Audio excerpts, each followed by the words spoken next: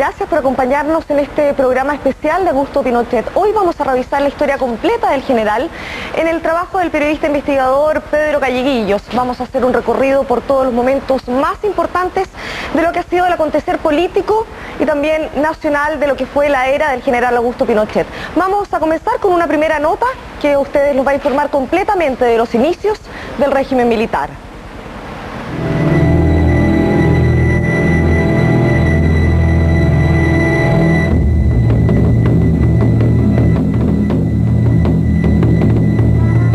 Como augurio de lo que serían sus años más complejos, su aparición pública fue abrupta. Se produjo el 11 de septiembre de 1973, cuando tomó el mando de las fuerzas militares desplegadas en todo el país que tenían como objetivo terminar con el gobierno del presidente Salvador Allende.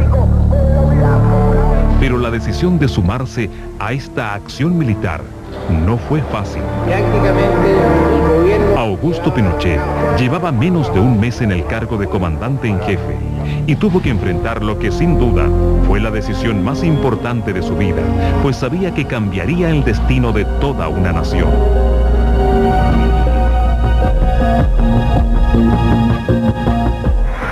El Congreso Pleno proclama presidente de la República al ciudadano Salvador Allende Gócel.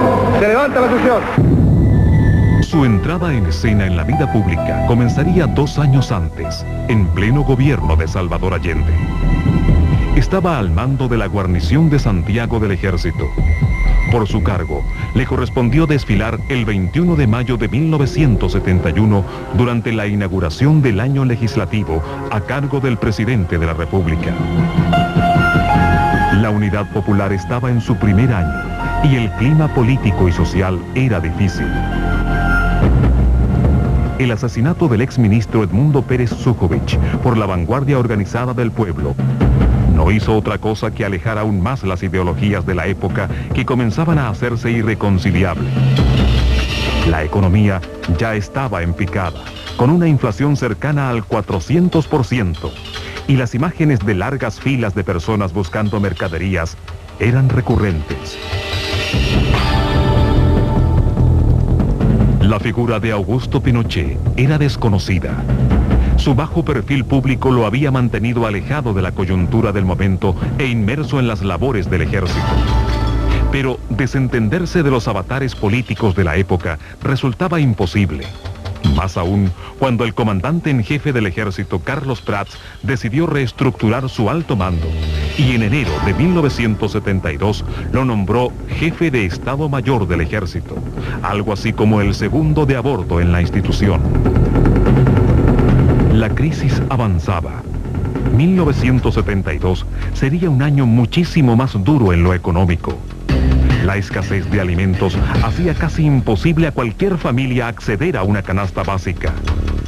El país comenzaba a instalarse en el último lugar de crecimiento en América Latina. El desabastecimiento provocó el cierre del comercio y las colas frente a los establecimientos comerciales se hacían habituales.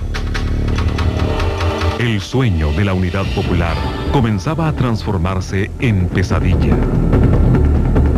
El clima social y político del país era de una violencia verbal y física muy grande. La inflación se nos disparó.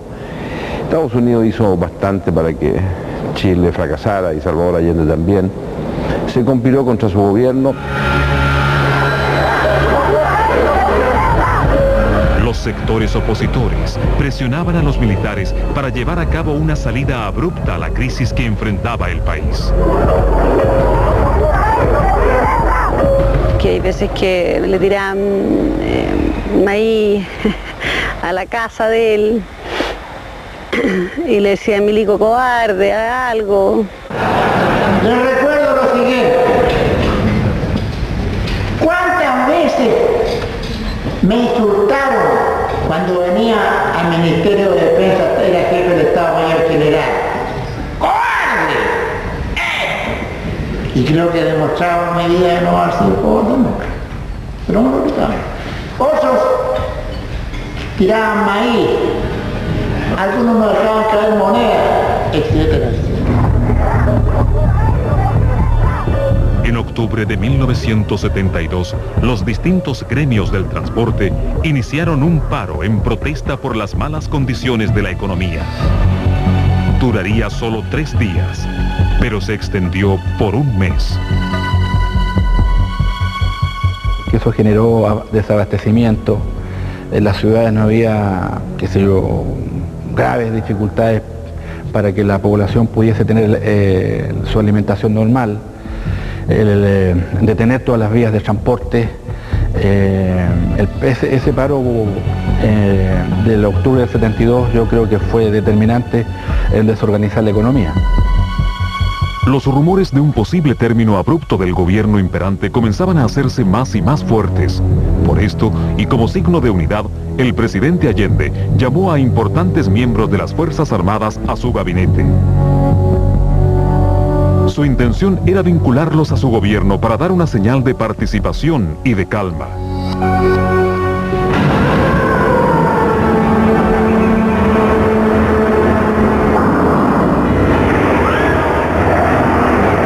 Mientras la situación empeoraba, se acercaban las elecciones parlamentarias de marzo de 1973, en las que Allende obtuvo más de un 43% de respaldo.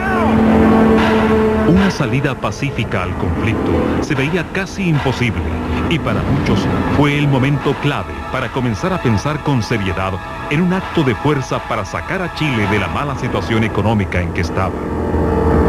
Vino una de las primeras insurrecciones del ejército.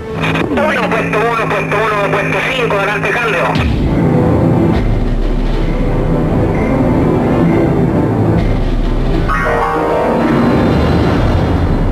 El teniente coronel del regimiento de blindados número 2, Roberto Super, salió con tropas a la calle, pasando a llevar la autoridad de la comandancia en jefe del ejército. Carlos Prats lo tomó detenido por insurrección. Rindo homenaje a las fuerzas leales del Ejército de Chile, de la Armada Nacional y de la Nación. Y si yo pudiera calificar de alguna ingenuidad a mi padre, yo diría que más bien su ingenuidad fue creer en la absoluta respeto a la institucionalidad, a la tradición republicana, a la doctrina Schneider de las Fuerzas Armadas. El sábado 30 de junio, Augusto Pinochet participó en una reunión del alto mando militar. Además de los 3 comandantes en jefe de las Fuerzas Armadas, participaron José Toribio Merino, Gustavo Lee y Sergio Arellano Stark. En esta reunión, el general Carlos Prats dio una clara instrucción que indicaba que las Fuerzas Armadas deberían mantener su independencia. Antes de que Augusto fuera nombrado comandante en jefe, Allende lo llamaba en la noche a las 3 de la mañana y tenían a varios personajes, Altamirano y otros ahí haciéndole preguntas. En ocasiones fue muy angustiante, tuvimos nosotros que irnos a la casa de mi hija, que no sabíamos qué iba a pasar. Yo creo que él siempre quiso y quería encontrar una salida. A él no le parecía, digamos, bien, y por eso su esfuerzo hasta el final, incluso el diálogo político con quienes, más que adversarios, desgraciadamente habíamos pasado a ser enemigos, digamos, me estoy refiriendo a la democracia cristiana, y sin embargo su intento hasta el final del diálogo político. Hacia julio, la inflación se acercaba al 508%. En un nuevo intento democrático por encauzar económicamente al país, el alto mando de las Fuerzas Armadas se reunió para presentarle al gobierno un documento con diversas medidas económicas para salir de la precaria situación. No hubo respuesta. Y ese documento lisa y llanamente fue ignorado por el gobierno, y yo diría que eso fue el detonante principal del cambio de actitud de las Fuerzas Armadas frente al gobierno. En agosto, el general del aire César Ruiz renunció a su cargo en el Ministerio de Obras Públicas y a la comandancia en jefe de la Fuerza Aérea. En su cargo, asume Gustavo Lee. Eran buenas noticias para los generales proclives al término abrupto del gobierno. Sabíamos qué generales eran institucionales, que se llamaban los generales tapones. ¿Cuáles eran ellos? Los que seguían la doctrina Schneider en el sentido de que las Fuerzas Armadas no podían intervenir para detener el proceso marxista. Y esos generales eran Prats, Pinochet, Pickering, Sepúlveda y Urbina. Eran 5 generales. La presión para que los militares actuaran se hacía más fuerte y el lugar elegido para protestar era la propia casa del comandante en jefe del ejército. La mayoría era gente que ya conocía desde que se había casado con mi papá, e incluso había personas de las cuales había sido compañeras de colegio en Iquique. Prats sabía que a esas alturas un levantamiento armado era inevitable. Decidió presentar su renuncia. Y el general Prat tuvo 2 razones para renunciar. Una, que él no quería ser quien dividiera el ejército frente a un intento de golpe de Estado, porque él no iba a estar de acuerdo con el golpe de Estado. Y 2, que él no quería una guerra civil. A ella no importaba quién fuera el general que reemplazara a Prats. Bastaba con que Prats saliera para que la cuenta regresiva del golpe se produjera automáticamente. Este es probablemente el momento más complejo y decisivo en la vida del general Pinochet, pues su nombre fue propuesto para asumir el cargo de comandante en jefe del ejército. Es el general Prat el que convence al presidente Allende que lo designa Pinochet comandante en jefe del ejército. Fue el general Prat el que lo convenció al presidente Allende, porque el presidente Allende no quería nombrar a Pinochet. El presidente Allende quería nombrar al general Urbina, que era el tercero en el escalafón del generalato. La verdad que cuando Augusto me dijo en el primer momento, yo creí que me estaba haciendo una broma de mal gusto. Yo le digo, oye, no te creo en absoluto, ¿cómo vas a ser tu comandante jefe? El chiste está bueno. No, y si es cierto, si es cierto. Me han nombrado comandante en jefe. Entonces yo le digo, bueno, no sé, ¿cómo te la vas a ver ahora? No nos gustó mucho, fíjate. No, porque se pensaba que seguía, digamos, que podía ser que Augusto estuviera de acuerdo con él, y nosotros no estábamos de acuerdo en absoluto con Allende. Sí, que una vez conversando con Carlos Prat, cuando yo le manifesté mi, no sé, angustia o intranquilidad porque él dejara la comandancia en jefe del ejército, me acuerdo que Prat me dijo, no se engañe Orlando, me dijo, yo he sido leal al gobierno porque sigo la doctrina Schneider, pero yo no soy partidario, nunca he compartido los puntos de vista políticos de ustedes. En cambio Pinochet sí, es un hombre que es adicto a ustedes. Y todos pensamos, por lo tanto, de que Augusto Pinochet no solamente iba a ser un hombre leal a Allende, sino que iba a impedir cualquier asonada que pudiera culminar en un golpe de Estado. Nos equivocamos. Y se equivocó Salvador Allende, por cierto. Esta percepción nunca fue compartida por la familia ni por sus más cercanos. Incluso para una gran parte del ejército, la llegada de Augusto Pinochet era una luz de esperanza ante lo que denominaban tibieza de mando de Prats. La desconfianza que despertaba el general Prat se transformó en confianza hacia el general Pinochet de que la institución iba a ser mandada por un hombre con personalidad, con buenas condiciones de mando y con carisma. Te voy a decir que ni siquiera yo creí que iba a poder ser comandante jefe, no porque no tuviera suficientes méritos, sino porque como era Allende el presidente, me parecía imposible, porque bastaba verle la hoja de vida a mi marido para saber que él era contrario absoluto a los comunistas, así es que hasta eso mismo fue una sorpresa muy grande. El 23 de agosto del 73, Augusto Pinochet hizo su juramento como comandante en jefe del ejército. Orden de comando. Considerando A.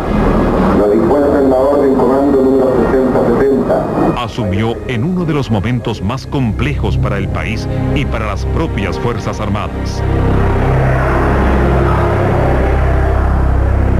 Si en ese momento los liderazgos de la Unidad Popular de entonces y de la Democracia Cristiana de entonces hubiesen logrado establecer un acuerdo mínimo, como lo solicitó el cardenal Raúl Silva Enrique, por allá también por agosto del 73, la situación hubiese podido ser distinta. Yo creo que el general Pinochet tenía, digamos, una percepción, como la teníamos todos, de que el asunto no podía durar.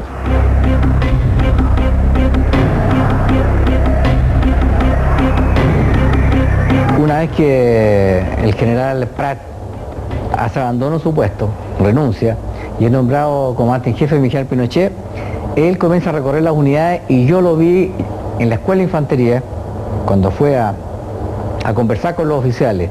Y ahí nos dimos cuenta de que era una persona que quería dar confianza de que cualquier cosa que pasara, cualquier situación que ocurriera, debía ser la institución como un todo. Y no como en esos momentos estaba ocurriendo, que en diferentes unidades se estaban produciendo liderazgos en todas ellas de distintos grados, lo que no había sido bien visto, digamos, por el alto mando. Su liderazgo al interior del ejército fue fundamental. Así el nuevo comandante en jefe se aseguraba que cualquier decisión que tomara sería respaldada y respetada por su institución, y a la vez lo dotaba de tal autoridad que cualquier decisión debía contar con su aprobación.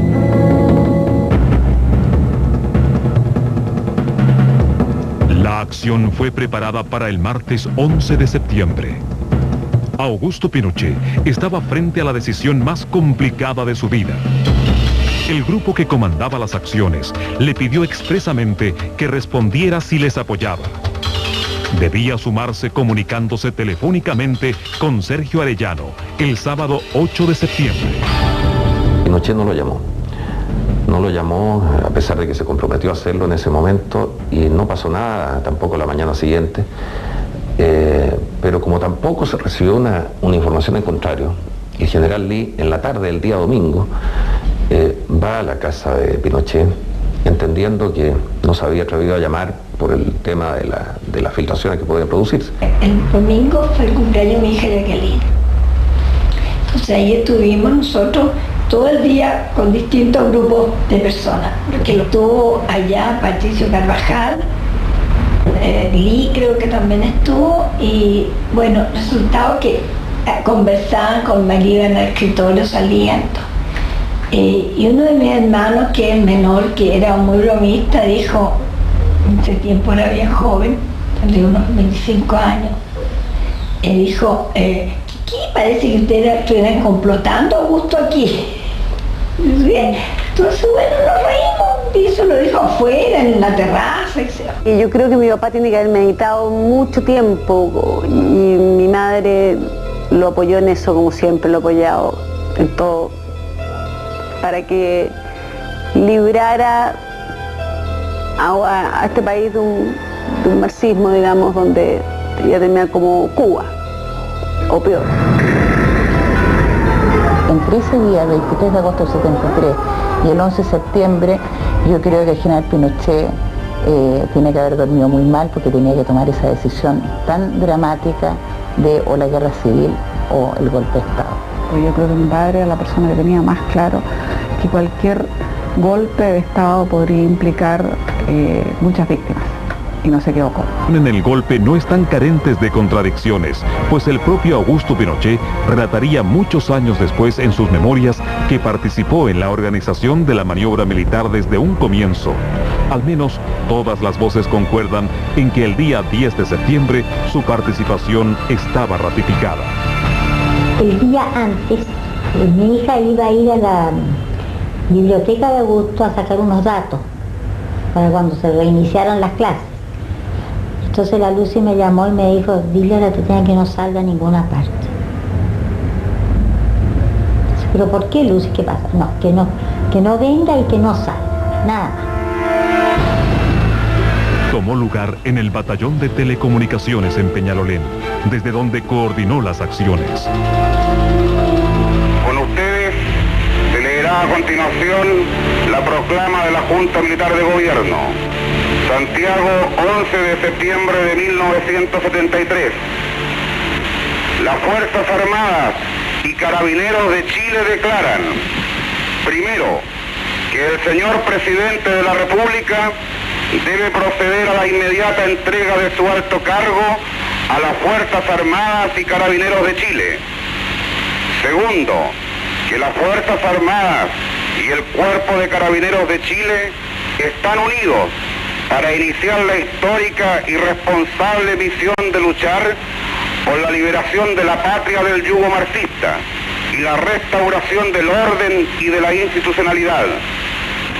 Firmado Augusto Pinochet Ugarte, general de ejército, comandante en jefe del ejército. Toribio Merino Castro, almirante, comandante en jefe de la Armada.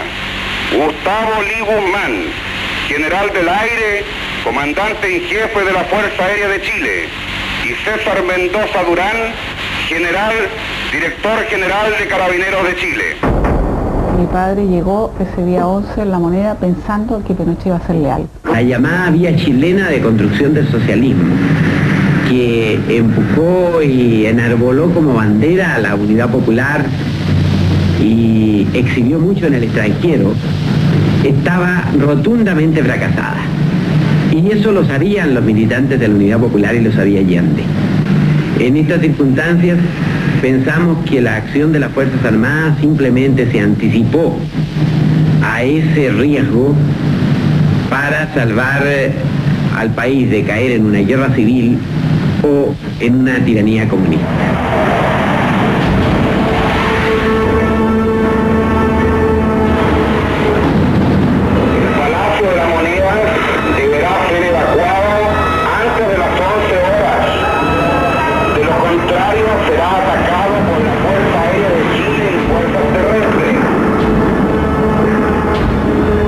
¿Ustedes lo trataron de convencer de que se fuera? No, nunca habríamos hecho eso. Él tenía demasiada conciencia de la dignidad de la investidura de un presidente de la República. Se ha requerido rendición de Salvador Allende y ante la negativa de este se inició ataque aéreo y terrestre contra La Moneda. Con esta acción se persigue evitar derramamiento de sangre.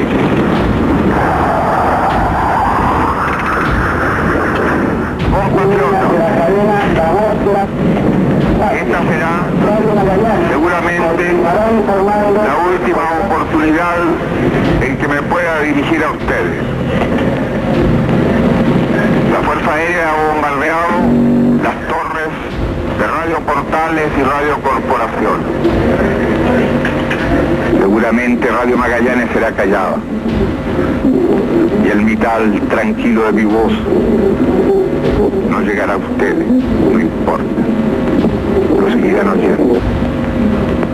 Colocado en un tránsito histórico, pagaré con mi vida la lealtad del pueblo.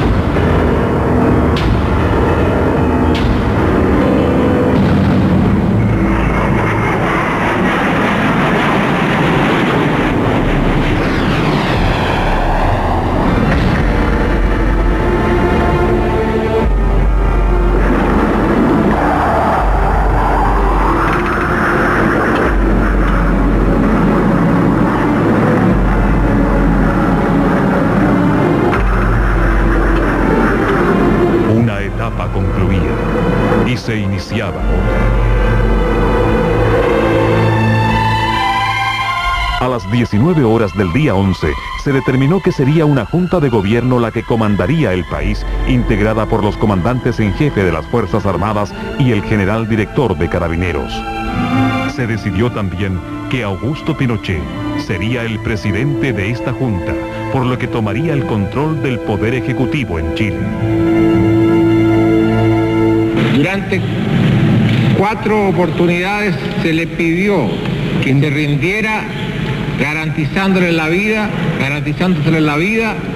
y enseguida que se le llevaría al país donde él quisiera con su familia. Salvador siempre criticó a los presidentes latinoamericanos que debido a golpes militares los ponían rápidamente en un avión en condiciones muy humillantes algunas veces tarde en la noche tenían que salir en pijama con su familia como huyendo del país. Él siempre sostuvo de que a él eso jamás le ocurriría.